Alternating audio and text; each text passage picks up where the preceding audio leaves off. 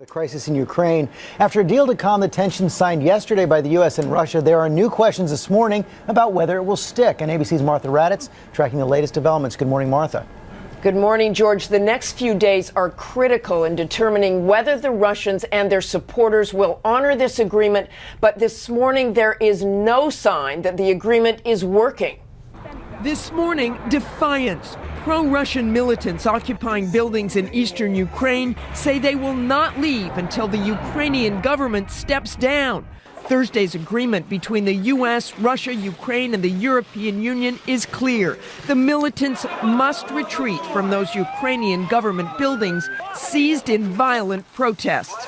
And the Ukrainians promise those who lay down their weapons will be granted amnesty. But within hours of the agreement, President Obama voiced doubts about the Russians' intentions. My hope is that we actually do see follow-through over the next several days. But I don't think, given past performance, that we can count on that. And just hours before, President Putin said he still reserves the right to send in Russian troops who remain by the thousands along Ukraine's border. And this morning, more about those disturbing reports of anti-Semitic leaflets calling on Jewish citizens to register or face deportation. The local rabbi telling ABC the flyers were handed out to the congregation by 3 masked men, a move that outraged U.S. officials. This is not just intolerable, it's grotesque. It is beyond unacceptable.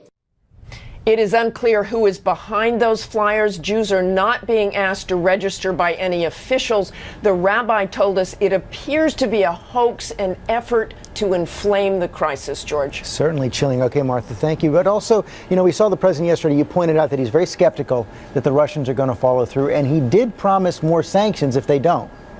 He did. He is very skeptical, and they are readying more sanctions. In fact, there are some reports this morning that some of them might be against Vladimir Putin himself. His personal fortune. Okay, Martha Raddatz, thanks very much.